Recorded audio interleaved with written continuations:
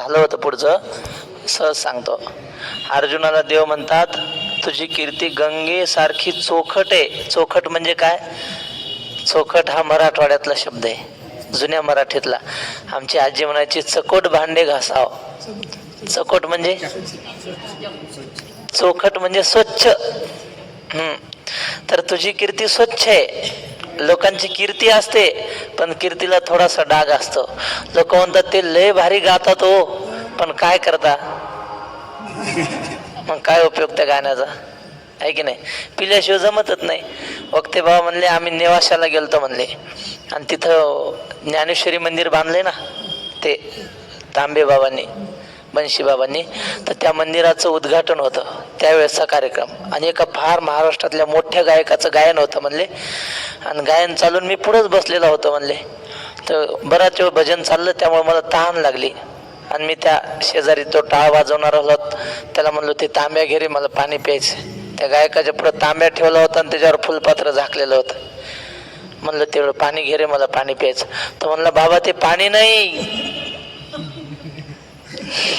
ते दुसरंच आहे म्हणे, ते तुम्हाला पिता येत नाही. मग असं गायक खूप मोठे जगविख्यात, पण काय करता, ती कीर्ती आहे पण निष्कलंक कीर्ती नाही. खूप चांगलं वाजवता तो, पण मग त्यांना व्यसन आहे काहीतरी दुसरं. खातात कीर्तनातच मागे वळून. मग अशी कीर्तीला, त्या कीर्तीला किंमत नाही. तुझी निष्कलंक कीर्ती, एकही दोष नव्हता. तुका म्हणे तैसा सज्जनापासून पाहता अवगुण मिळेची ना.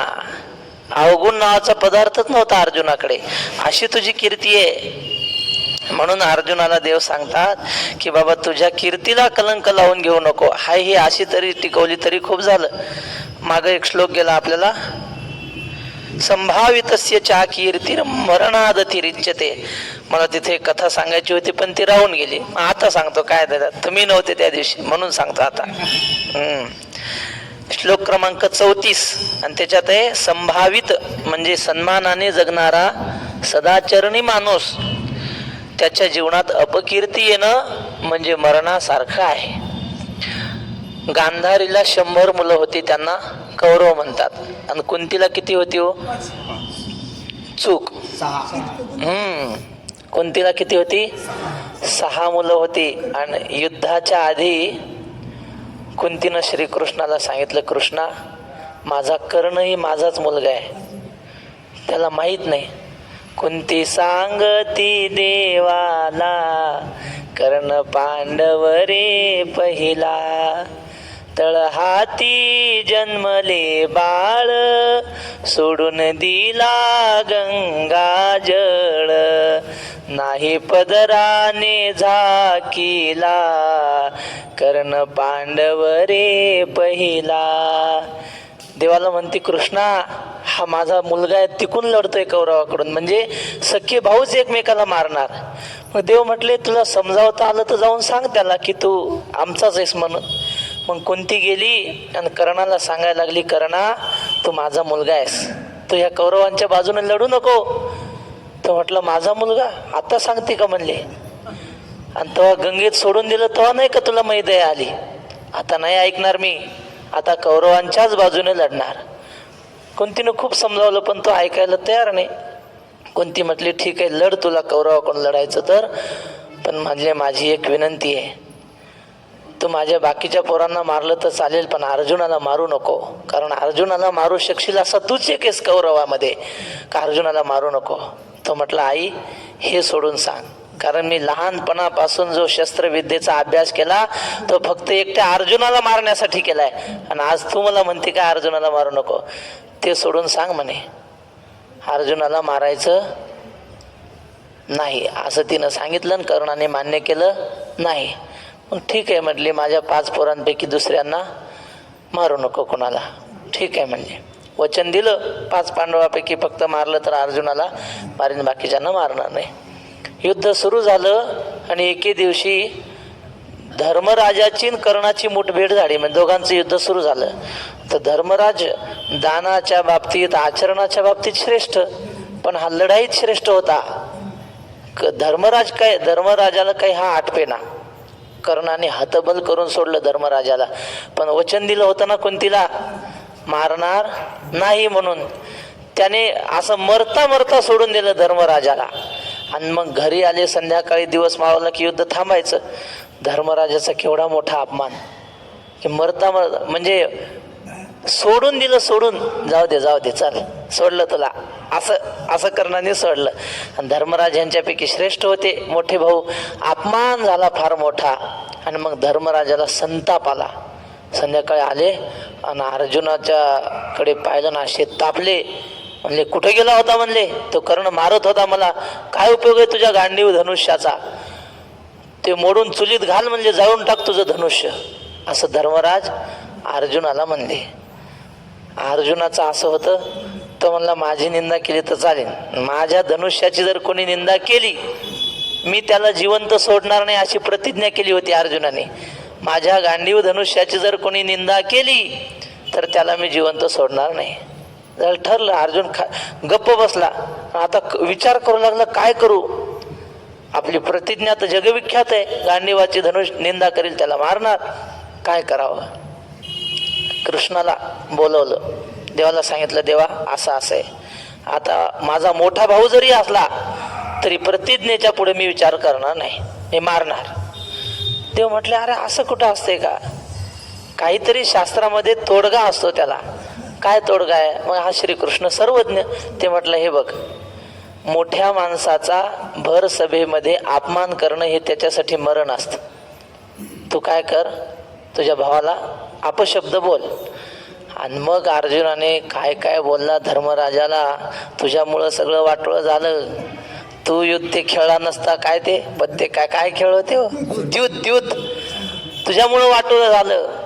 हा, तू ते द्यूत खेळला नसता तर एवढं सगळं झालं नसतं, वस्त्रहरण झालं नसतं, तूच आमचं वाटोळं केलं. मोठा झाला म्हणजे काय झालं, लय शहाण आहेस का, अमुक तमुक लय बोलला अर्जुन. म्हणजे काय झालं, हे श्रेष्ठ व्यक्तीचा अपमान करणं म्हणजे त्याला मारण्यासारखे, जीव घेण्यासारखे त्याचं. आणि मग झालं. पण अर्जुनाची दुसरी प्रतिज्ञा होती. अर्जुन म्हटला होता, माझ्या मोठ्या धर्मराजाला जर कोणी बोललं अपमानजनक, मी त्याला मारणार, अशी प्रतिज्ञा होती अर्जुनाची. आता काय करावं? पुन्हा चिता रचली अर्जुनाने, अग्नी दिला आणि त्या चितेला प्रदक्षिणा मारत होता. 7 प्रदक्षिणा मारायची ना अग्नीत उडी टाकायची, कारण आपल्या भावाला आपणच बोललो. वास्तविक मोठा भाऊ म्हणजे बापासारखा असतो, पण त्याला आपण सगळ्यांसमोर अपमानजनक बोललो, आता आपणही जगणार नाही. आणि मग अर्जुन प्रदक्षिणा मारायला लागला. श्रीकृष्ण आपले गप उभे होते, बघू काय करतोय आता. 2 प्रदक्षिणा झाल्यावर अर्जुन म्हणला, देवा काही तोडगा नाही का तुमच्या शास्त्रात? ते म्हणले, तसलं प्रत्येक वेळेला असतोय तोडगा, मर म्हणले. आता मी काय करू? एकदा वाचवलं. 2, 4, 5 प्रदक्षिणा झाल्या. अर्जुन थरथर कापायला लागला, देवाकडे पाहायचा, खाली पाहायचा, प्रदक्षिणा चालू. आणि मग देवानं सांगितलं, 7व्या प्रदक्षिणाला थांब म्हणले.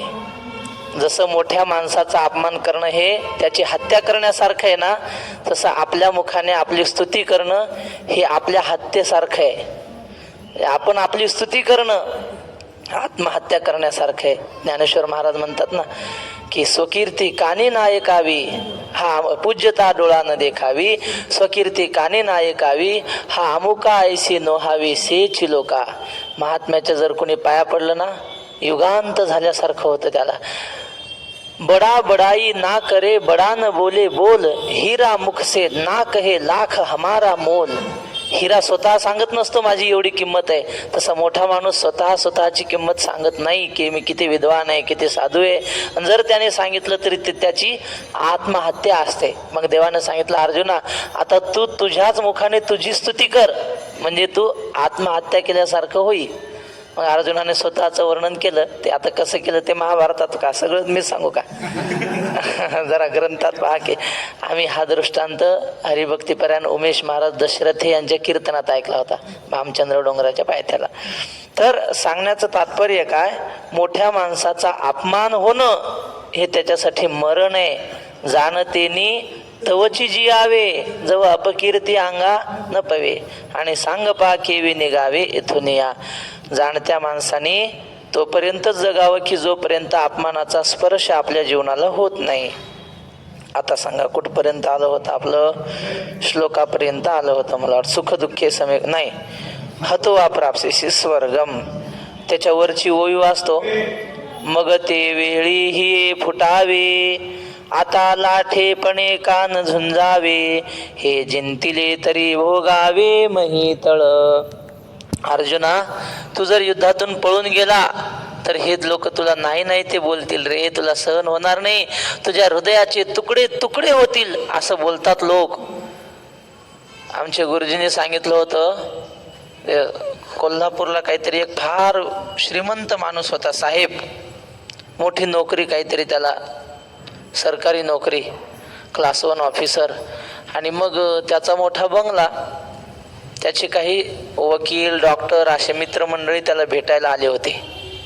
आणि ते मित्रमंडळी गप्पा मारत असताना त्या साहेबाचा बाप, त्याने शेतात काम केलं आणि धोतर फाटका अंगावर, बंडी घातलेली मळकी, आणि असा बाप त्यांच्या पुढून गेला चालत.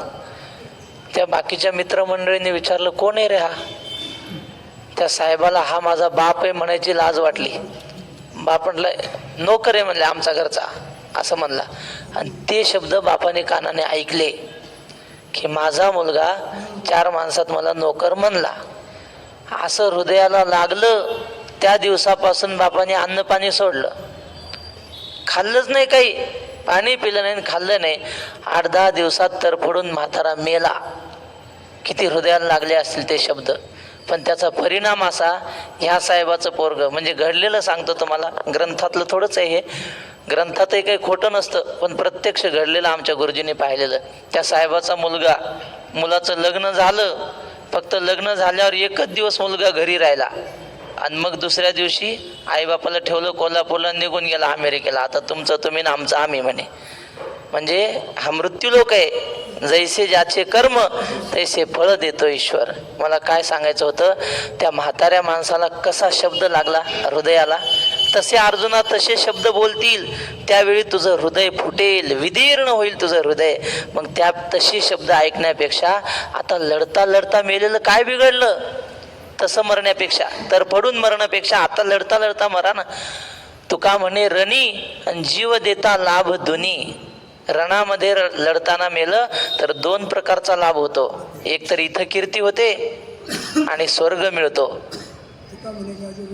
तुका म्हणे गाजे वैकुंठी सोहळा आणि याही भूमंडळा माझी कीर्ती, असं होतं. म्हणून पुढचा श्लोक बरोबर तसाच आहे. हतो वा प्राप्स्यसि स्वर्गम, हतो वा प्राप्स्यसि स्वर्गम, जित्वा वा भोक्ष्यसे मही, तस्मादुत्तिष्ठ कौन्तेय, युद्धाय कृतनिश्चयः. हताः म्हणजे मेलेला असताना. बरं, आकडे सांगतो. हे कौन्तेय, खालच्या ओळीत कौन्तेय शब्द आहे, त्याच्यावर 1 आकडा. हतो त्याच्यावर 2 आकडा. पूर्ण ओळ 2 आकड्यातच येते हतो वरची. त्यानंतर खालच्या ओळीत तस्मात वर 3, तवर पहिल्या तवर. युद्धाय 4, युद्धाय कृतनिश्चय 4 मध्येच आहे. आणि शेवटी दुत्तिष्ठ आहे की नाही, खालच्या ओळीतला पहिला शब्द, त्याच्यावर 5 आकडा टाकायचा. झालं. मग आता आकड्याप्रमाणे वाचायचं. कसं? हे कौन्तेय म्हणजे हे कुंतीच्या मुला म्हणजे अर्जुना. हतः वा प्राप्स्यसि स्वर्गम म्हणजे या युद्धामध्ये मेला लढताना तर स्वर्ग प्राप्स्यसि, स्वर्गम प्राप्स्यसि म्हणजे स्वर्ग मिळेल. जित्वा वा भोक्ष्यसे महिम, आणि जर जिंकला तर पृथ्वीचा राजा होशील. बर, तस्मात म्हणजे म्हणून, युद्धाय निश्चय कृतनिश्चय हा, म्हणून तू आता काय कर, युद्धा करता उत्तिष्ठ, उत्तिष्ठ म्हणजे उठ, आणि युद्धाय कृतनिश्चय उत्तिष्ठ म्हणजे युद्धा करता निश्चय करून उठून उभा राहा. याने उडी मारली होती, रथाच्या खाली बसला होता असा. जसे एखादं घरचं माणूस कोणी गेलेला असले की लोक कसे बसतात गुडघ्यात डोकं घालून, तसं हा रडत बसला होता. उठ म्हणले, काय रडत बसतो. ना तरी रणी येथ झुंजता वेचले जीवित, तरी स्वर्ग सुख न कळित पावसील. अर्जुना, या रणांगणावर झुंजत असताना जीवित वेचले म्हणजे जीव गेला तर काय होईल, तरी स्वर्ग सुख अनकळित पावसील, निर्दोष असं स्वर्ग सुख तुला प्राप्त होईल. म्हणजे मृत्यूलोकातही भोग आहेत आणि स्वर्गातले भोग आहेत, पण स्वर्गात निर्दोष भोग आहेत. त्या अनकळीत शब्दावरून कळतंय. कसे आहेत तिथं? तिथं अमृत तुल्य नाही, अमृतच आहे. इथं अमृत तुल्य चहा आणि तिकडं अमृतच आहे. किती लोक चहाचे वेडे असतात. आमचे श्री गुरु मारुती बाबा सांगतात, ते म्हणले एक शेठजी, त्यांना सकाळी 8 वाजता चहा लागायचा. 8 म्हणजे 8, 1 मिनिट इकडं तिकडं झालं की जमत नव्हतं. मग ते पूजेला बसायचे. चहाची वेळ झाली पण मोलकरीण आलीच नाही. काय झालं, ते उशीर झाला यायला, अर्धा तास उशीर झाला. हे तर असे लाल बुंद झाले तापून, आता येते मग येते. आली कशी तरी, चहा कर म्हणले पटकन. ती गेली स्वयंपाकघरात चहा करायला, पण साखरच नाही डब्यात. अहो म्हणले मालक साखर नाही घे. नाही काय म्हणते, जा म्हणले दुकानावरून घेऊन ये. दुकानावर गेली, दुकान बंद. 8 वाजता कोण उघडते, 10च्या पुढे दुकान. ती म्हणली अहो मालक दुकान उघडं नाही. अहो उघडं नाही काय म्हणते, जा म्हणे त्या मारवाड्याला बोलून आण घरी जाऊन. गेली घरी. मारवाडी आपले चांगले जाडजूड होते, आले चालत चालत चालत. आणि दुकानावर आल्यावर लक्षात आलं की चावी राहिली घरी. पुन्हा चालत गेले घरी आपल्या मंद गतीनं. गजगामी हत्तीसारख्या अशा डोलत चालत गेले, आणली चावी, पुन्हा साखर दिली. आणि त्यानंतर ही साखर घेऊन आली, गाई गाई चहा केला. पण ते चहा केल्यावर घाबरली होती ना ही मालक, तापला लालबुंद झालेला. तिच्या लक्षातच आलं नाही. तिनं चहा दिला पण बशी खरकटीच होती. खरकट्याच बशीत दिला चहा. आणि त्या असे हातात घेतल्यावर मालकाला दिसलं खरकटी बशी आहे. असा तापला. म्हणले मारुतीबाबा म्हणले ती बशी ठेवली खाली, उठला आणि एक काना खाली लावली, पालथीच पाडली म्हणले एका दणक्यात. चहासाठी सांगतोय. या चहाची एवढी वेडी माणसं आहेत चहासाठी. जाऊ द्या, हे अमृत तुल्य आणि स्वर्गात हे असलं चहा नाही, तिथं अमृत प्यायला आहे. अमृताची या रस काय चवी रस सकळ. ज्ञानेश्वर महाराज म्हणतात जगातल्या सगळ्या पदार्थांच्या चवी अमृतामध्ये एकरूप होतात. असं अमृत आहे तिथं प्यायला. बर, तिथं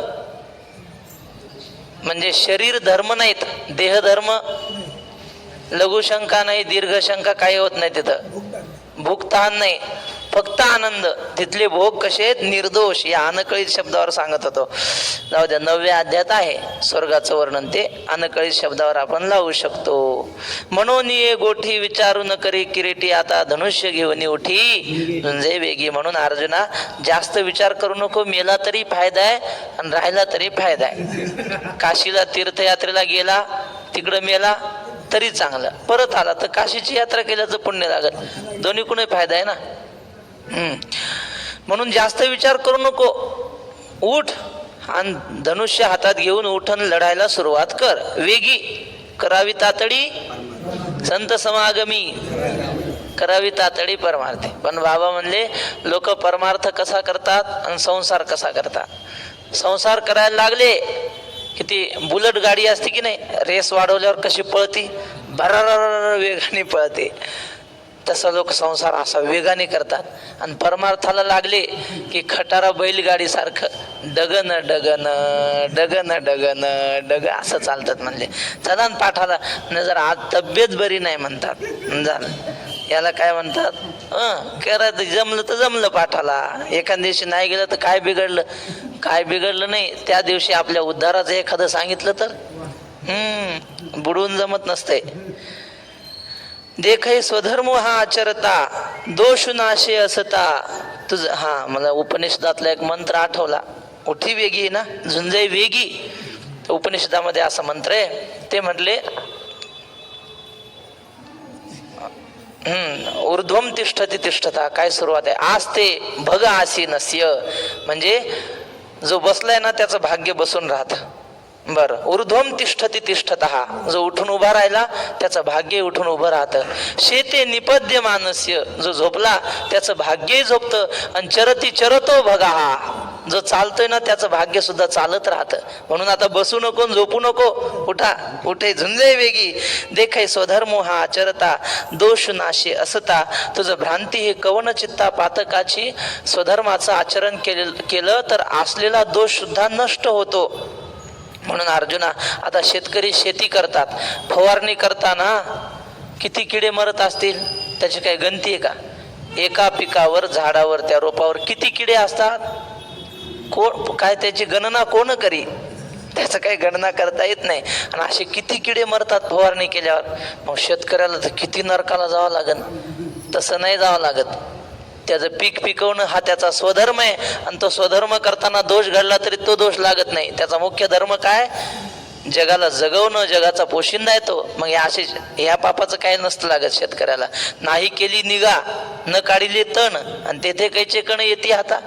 त्याच्या पिकाची जर निगाच केली नाही तुकोबाराय म्हणतात, तर मग कण हाताला कसे येतील. मग तर खुरपलं तरी पाप लागन. मग तसलं काही सांगायचं नाही. शेती पिकवणं हे त्याचं मुख्य कर्तव्य. म्हणून स्वधर्माचं आचरण करत असताना असलेला दोष लागत नाही अर्जुना. आणि तुला काय भ्रांती कशी काय तुझ्या मनात, संभ्रम लढू की नको असं का वाटतंय. तुझं भ्रांती हे कवनचित्ता पातकाची, तुला पाप लागायची काय भीती वाटते की काय. सांगे प्लवेची काय बुडीजे, का मार्गी जाता आढळीजे, परी विपाये चालू नेणीजे, तरी तेही घडे.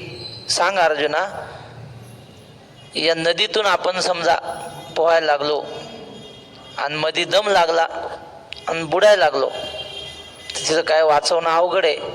म्हणून स्वतः पोहून जाताना बुडण्याची शक्यता असते. पण एखादा माणूस नावेत बसून पलीकडे चालला, त्याला बुडायची काय भीती. नावेत बसलाय ना तो. प्लव म्हणजे नाव, प्लवेची काय बुडीजे, नावेत बसल्यावर काय बुडायची भीती आहे का. का मार्गे जाता आढळीजे, सरळ राजमार्गाने जर आपण चांगल्या मार्गाने चालायला लागलो तर ठेस लागायची काही भीतीच नाही ना. धावन निमिल्यवा नेत्रे नस्खलेन पते दिह, म्हणजे त्या राजमार्गाने चालत असताना अडखळण्याची चुकण्याची भीती नाही, सरळ असतो राजमार्ग. परी विपाये चालू नेणजे, तरी तेही घडे. पण जर एखाद्याला चालण्याचं ज्ञानच नसेल तर मग ते अडखळू शकतात. म्हणजे एखादा माणूस राजमार्ग आहे, सुंदर रस्ता, पण तो पिऊन चालायला लागला, मग तो पडू शकतो. त्यात मार्गाचा काय गुण आहे, ह्याला चालतंय ना. श्री गुरु बंडतात्या म्हटले, काही लोक संप्रदायामध्ये काहीतरी अपराध घडतो आणि लोक म्हणतात हे वारकरी असलेच असतात, हे महाराज लोक असेच असतात. अरे तसं नाही म्हणले. रस्ता चांगला आहे आणि ड्रायव्हरच्या चुकीनं अपघात झाला तर दोष रस्त्याचा नसतो, दोष ड्रायव्हरचा असतो. मार्गच वाईट आहे असं म्हणून जमत नसतं. चालवणाऱ्याला चालवता आलं नाही, त्या एका व्यक्तीचा दोष येतो. तसं विपाये चालून नेणीजे, तरी तेही घडे. जर एखादा चालणारा जर चुकीच्या पद्धतीनं चालत असेल तर मग तो अडखळू शकतो. अमृते तरीच मरीजे, जरी विखेसी सेविजे, तैसा स्वधर्मी दोषू पाविजे हेतुकपणे. अमृत माणसाला अमर करणारा आहे ही गोष्ट खरी, पण एक घोट अमृताचा आणि एक घोट विषाचा, एक घोट अमृताचा आणि एक घोट जर विषाचा असा घेऊ लागला, किंवा अमृतात विष टाकून जर त्याने पिलं तर मग अमृत कसं काय अमर करेल. नुसतं अमृत पिलं तर ते अमर करेल.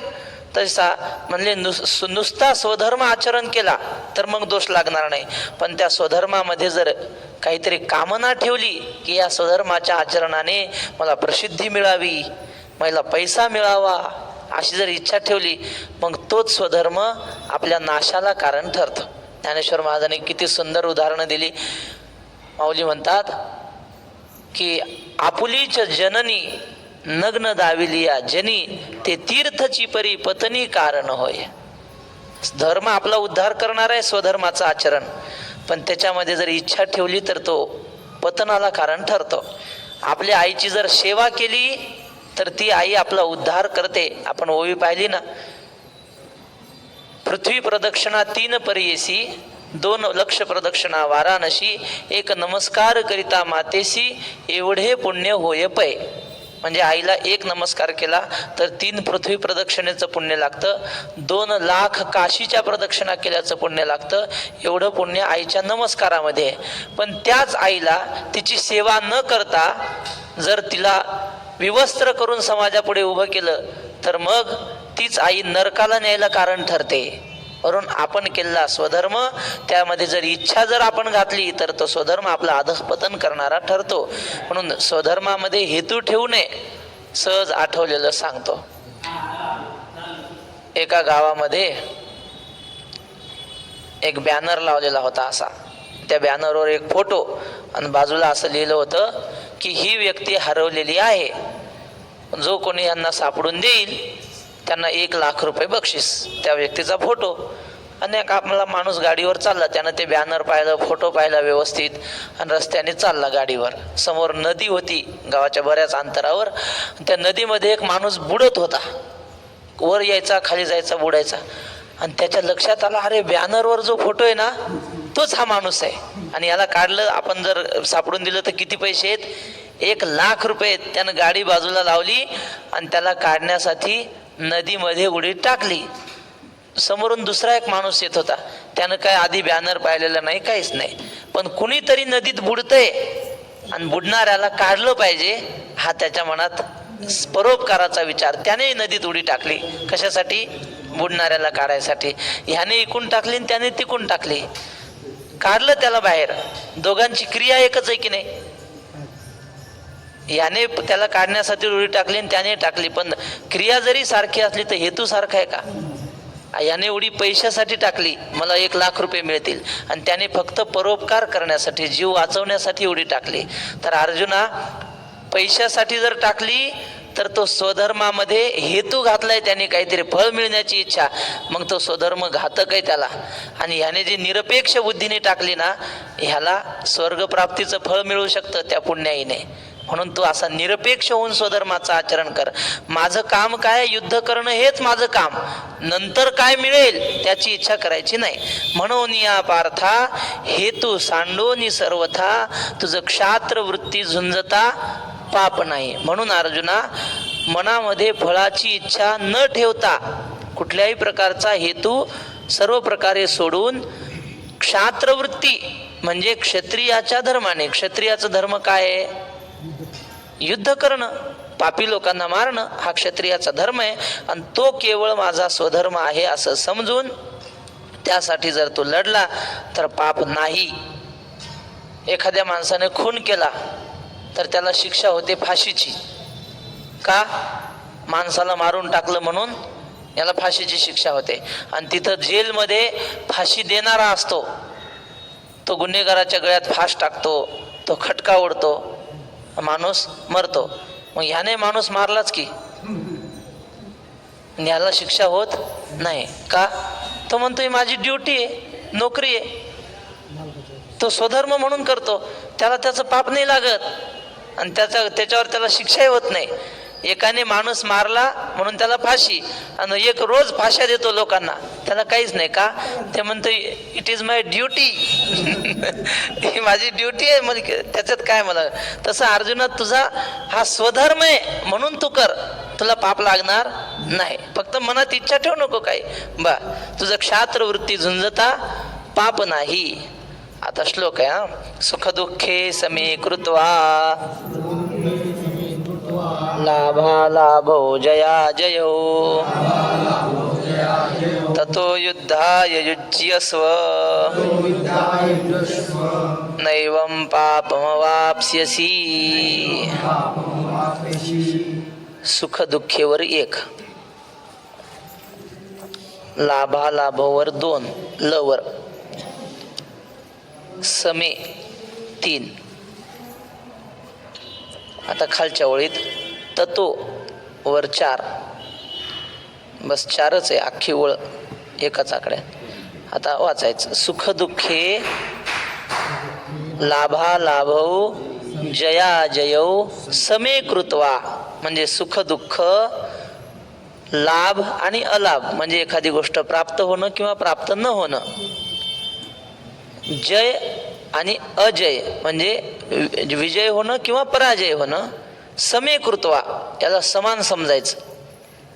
आणि ततः त्यानंतर युद्धाय युज्यस्व, त्यानंतर तू युद्ध कर. सुख दुःख समान मानायची, लाभ अलाभ समान मानायची, जय पराजय समान मानायचा, आणि असं मनात ठेवून मग युद्धाला सुरुवात करायची.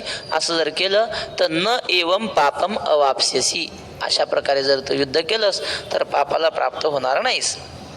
सुखी संतोषान यावे, दुःखी विषादान भजावे, आणि लाभा लाभ न धरावे मना माझी. अर्जुना, सुखामध्ये फार संतोषाला येऊ नये.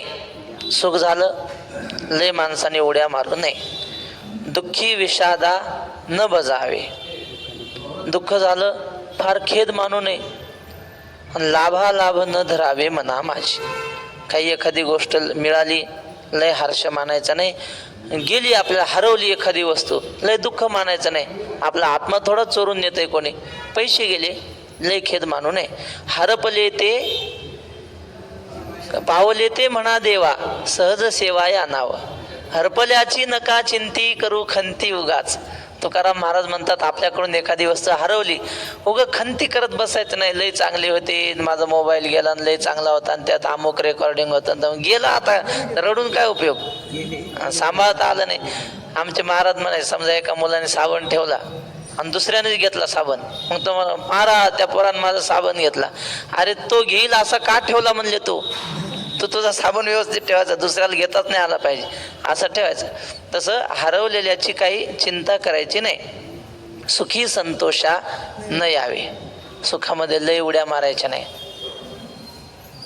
एक भिकारी होता, आजारी, काहीतरी आजार झाला असा रस्त्याच्या कडेला विव्हळत पडलेला तरमळत.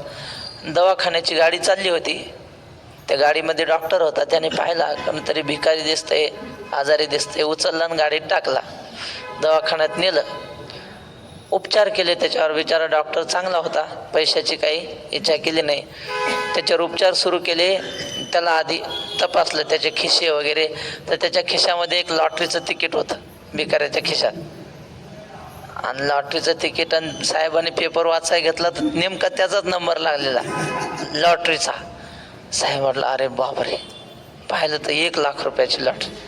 हाय 1 लाख रुपये म्हणले, भिकाऱ्याला जर मी सांगितलं 1 लाख रुपये, ते ऐकूनच मरून जाईल. आणि याला सवय नाही 1-1, 2-2 रुपये गोळा करते लोकांकडून.